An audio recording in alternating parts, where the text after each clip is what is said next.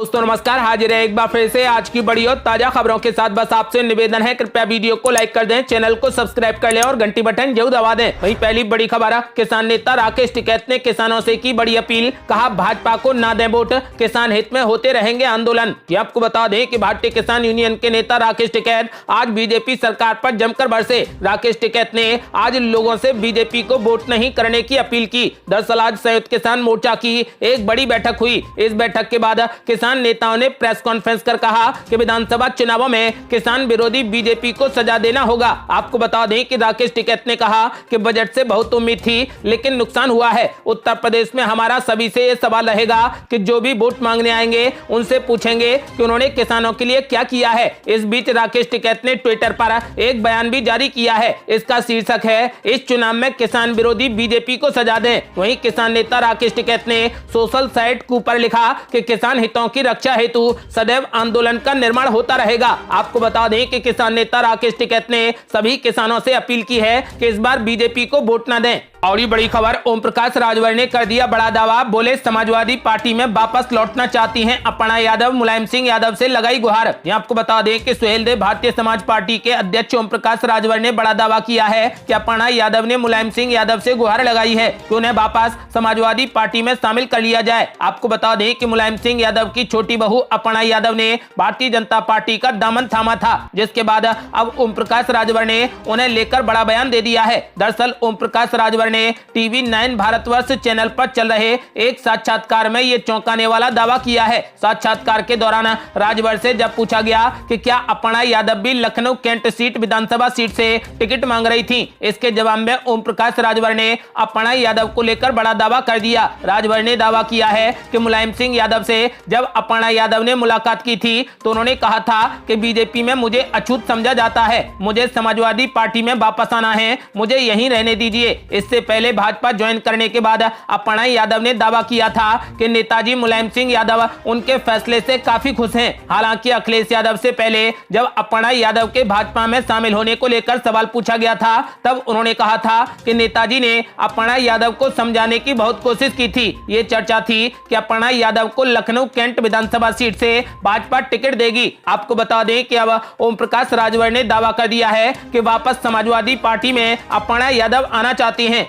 और बड़ी खबर, गोरखपुर में योगी आदित्यनाथ को कड़ी टक्कर, नामांकन से पहले ही चंद्रशेखर आजाद को सताने लगा इस बात का डर। ये आपको बता दें कि यूपी में चुनाव की रणभेदी बच चुकी है। सभी पार्टियों ने चुनाव में जोर आजमाइश के लिए अपने अपने तरीके से जनसंपर्क अभियान भी शुरू कर दिए हैं। पहले, दूसरे, तीसरे और चौथे चरण के चुनाव के लिए नामांकन भी शुरू हो गए हैं। अखिलेश यादव, उप मुख्यमंत्री केशव प्रसाद मौर्य के बाद अब शुक्रवार को योगी आदित्यनाथ ने भी गोरखपुर से अपना नामांकन पत्र दाखिल कर दिया है। इसी सीट से योगी को टक्कर देने मैदान में उतर रहे भीम आर्मी चीफ ने फिलहाल अभी तक अपना नामांकन दाखिल नहीं किया है। दरअसल नामांकन से पहले ही आजाद को एक बात का डर सताने लगा है। आजाद ने योगी के नामांकन के बाद ट्वीट कर डर की वजह भी बताई है। आपको बता दें कि मीडिया से बातचीत के दौरान योगी के नामांकन करने के सवाल पर चंद्रशेखर आजाद ने कहा वो सत्ता में है, सरकारी मशीनरी का दुरुपयोग कर रहे हैं। अमित शाह, धर्मेंद्र प्रधान समेत कई मंत्रियों के साथ में योगी के नामांकन पर भी आजाद ने सवाल उठाए। उन्होंने कहा कि आपने अगर अच्छा काम किया है तो आपको नामांकन में पूरी फौज क्यों उतारनी पड़ी है। यूपी की कानून व्यवस्था का जिक्र करते हुए उन्होंने एक दिन पहले हुए ओवैसी की कार पर हमले का भी उदाहरण दिया है। आपको बता दें कि खुद के नामांकन पर उन्होंने कहा कि मुझे डर है कि योगी सत्ता का दुरुपयोग करके मेरा नामांकन कैंसिल न करा दें। मीडिया से बात करते हुए आजाद बोले कि उन्होंने चुनाव आयोग को एक लेटर लिखा है जिसमें उन्होंने गोरखपुर के एसएसपी की कार्यशैली को लेकर सवाल उठाए हैं। उन्होंने आरोप लगाया कि गोरखपुर एसएसपी भाजपा नेताओं के लिए काम करते हैं। नामांकन में डर की वजह आजाद ने ट्विटर के जरिए भी बताई। उन्होंने ट्वीट कर लिखा कि मुझे पता है कि आप धनबल, बाहुबल व सत्ता का दुरुपयोग कर मेरा आवेदन निरस्त करा कर चुनाव को एक तरफा जीतना चाहते हैं।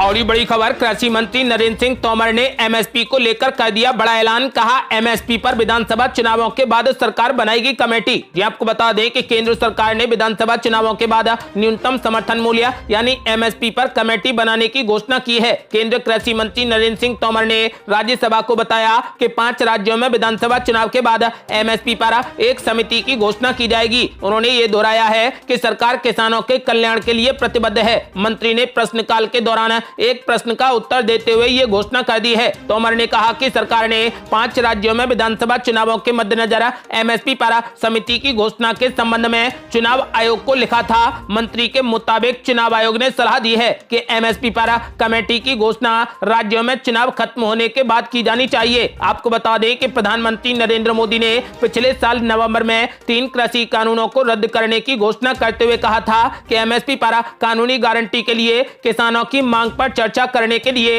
एक समिति का गठन किया जाएगा। आपको बता दें कि अब नरेंद्र सिंह तोमर ने साफ कर दिया है कि 5 राज्यों में चुनाव खत्म होने के बाद एमएसपी पर कमेटी का गठन कर दिया जाएगा। और ये बड़ी खबर, संसद में जमकर बरसे असदुद्दीन ओवैसी, बोले मैंने 6 फुट दूर से गोलियां देखी, हमलावरों पर क्यों नहीं लगा यूएपीए। ये आपको बता दें कि असदुद्दीन ओवैसी ने खुद पर दिल्ली मेरठ एक्सप्रेसवे पर किए गए हमले को लेकर संसद में सरकार पर जमकर हमला बोला। उन्होंने संसद में इस मसले पर बोलते हुए सरकार पर सवाल उठाया कि आखिर मुझ पर हमला करने वाले लोगों के खिलाफ यूएपीए क्यों नहीं लगाया गया। उन्होंने कहा कि मैंने 6 फुट करीब से गोलियां देखी हैं, हो सकता है कि कल मैं ना बोल पाऊं। मेरे बारे में हरिद्वार, रायपुर और इलाहाबाद में क्या क्या नहीं कहा गया। मुझे जेड कैटेगरी सिक्योरिटी नहीं चाहिए, मैं आजाद जिंदगी चाहता हूं। मैं घुटन के साथ इस दुनिया में नहीं रहना चाहता। मैं अपनी आवाज गरीबों के लिए उठाना चाहता हूं। मेरी जान तब बचेगी जब गरीबों की जिंदगी बचेगी। आपको बता दें कि ओवैसी ने खुद पर हमले को लेकर कहा कि आखिर इस तरीके का जहर कैसे लोगों में पैदा किया जा रहा है, यह सोचने वाली बात है। असदुद्दीन ओवैसी ने यह भी कहा वो यूपी में चुनाव प्रचार बंद नहीं करेंगे। उन्होंने कहा कि मौत तो सबकी आनी है, लेकिन मैं गोली चलाने वालों से डरता नहीं हूं। और ये बड़ी खबर, पंजाब में राजनाथ सिंह ने पेश किया यूपी मॉडल, बोले हमें सत्ता दो, देखते हैं कौन करता है बेअदबी। ये आपको बता दें कि पंजाब विधानसभा चुनाव के मद्देनजर रक्षा मंत्री राजनाथ सिंह ने गुरदासपुर में वर्चुअली सभा को संबोधित किया। उन्होंने अपने संबोधन में प्रदेश की जनता के समक्ष यूपी मॉडल पेश किया। साथ ही कहा कि अगर उन्हें सत्ता मिली तो देखते हैं कि पंजाब में कौन बेअदबी करता है। बता दें कि पिछले दिनों पंजाब के कई धर्म स्थलों में बेअदबी की घटनाएं सामने आई थी। शुक्रवार को पंजाब के गुरदासपुर में सभा को वर्चुअली संबोधित करते हुए राजनाथ सिंह ने जनता से भाजपा का समर्थन करने की अपील की। उन्होंने कहा कि जनता हमारा साथ दे तो हम देखेंगे कि कौन ड्रग्स बेचने और बेअदबी करने की कोशिश करता है। और ये बड़ी खबर, अखिलेश यादव और जयंत चौधरी के खिलाफ एफआईआर दर्ज, आचार संहिता उल्लंघन में ग्रेटर नोएडा के दादरी थाने में दर्ज हुआ केस। ये आपको बता दें कि सपा प्रमुख अखिलेश यादव के खिलाफ ग्रेटर नोएडा के दादरी थाने में आचार संहिता के उल्लंघन में एफआईआर दर्ज की गई है। एफआईआर में अखिलेश यादव के साथ ही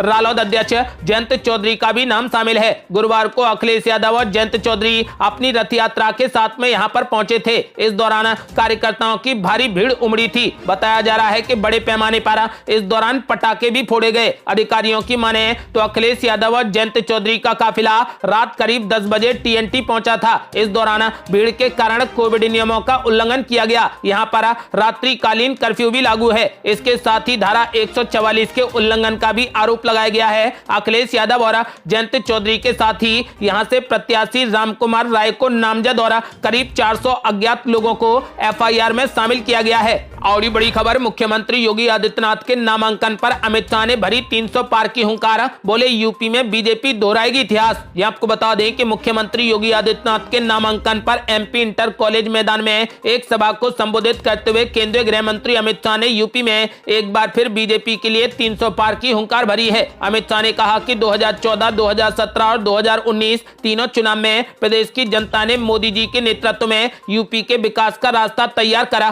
प्रचंड बहुमत दिया। आज मुख्यमंत्री योगी के नामांकन भरने के साथ ही फिर से एक बार बीजेपी यहां से 300 पार के संकल्प के साथ प्रदेश में आगे बढ़ रही है। केंद्रीय गृह मंत्री अमित शाह ने कहा कि जब 2013 में उन्हें उत्तर प्रदेश का प्रभारी बनाया गया तो यहां पार्टी की स्थिति ठीक नहीं थी। दिल्ली के पत्रकार कहते थे कि डबल डिजिट में नहीं आएंगे, लेकिन 2017 में हम 373 सीट लेकर आए। इस बार भी 300 पार जाएंगे। उन्होंने कहा कि पीएम मोदी का उत्तर प्रदेश के प्रति अनुराग और मुख्यमंत्री योगी आदित्यनाथ की कर्मठता के चलते यूपी की तस्वीर बदल रही है। मुख्यमंत्री योगी ने उत्तर प्रदेश को माफियाओं से मुक्त कराया है। अब माफियाओं के लिए 3 ही स्थान बचे हैं, या तो वे जेल में हैं, या प्रदेश के बाहर हैं, या फिर समाजवादी पार्टी की सूची में दिखाई देते हैं। अमित शाह ने कहा कि यूपी में पहले पुलिस अपराधियों से डरती थी और आज माफिया खुद ही थाने पहुंचकर सरेंडर कर रहे हैं। प्रधानमंत्री नरेंद्र मोदी उत्तर प्रदेश से सांसद हैं। उन्होंने कहा कि जब तक देश की सबसे बड़ी आबादी वाले उत्तर प्रदेश का विकास नहीं होगा